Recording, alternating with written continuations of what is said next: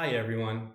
With 2024 coming to an end, now is a great time to review some tax planning opportunities that may still be available to you. Now, as many of you already know, a tax free savings account is a great way to grow your assets tax free. Typically, we speak about contributing to your TFSA, but today I will speak to you about withdrawing from your TFSA. For those of you who anticipate requiring some funds early in the new year, it may be worthwhile to withdraw these funds before the year end, as this will actually allow for you to immediately re earn this contribution room in January, as opposed to waiting another full year to do so.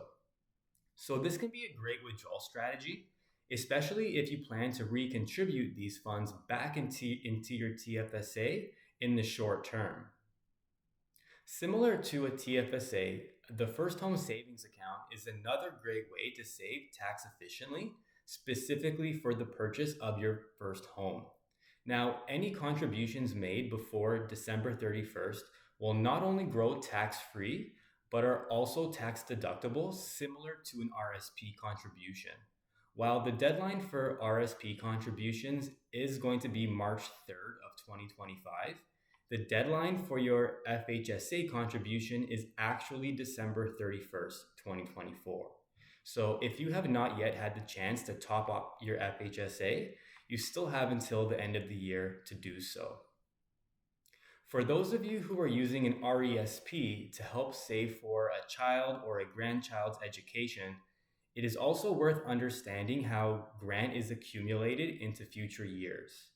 Each year, you may contribute up to $2,500 per beneficiary to receive a 20% government grant up until the age of 17.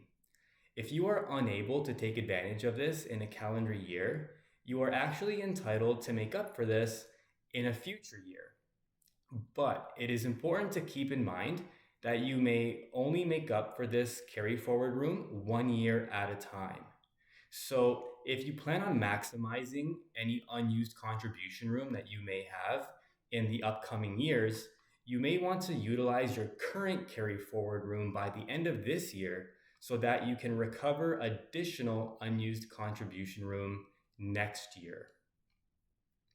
And finally, if you have any accumulated capital losses in your non-registered account, you do have until the end of the year to capture a loss.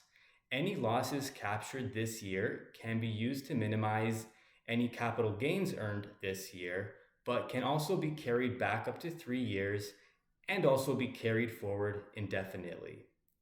So I hope this video gave you something to think about. And as always, if there is anything specific that you would like to discuss, please do not hesitate to reach out at any time. Aside from that, have a wonderful rest of the day.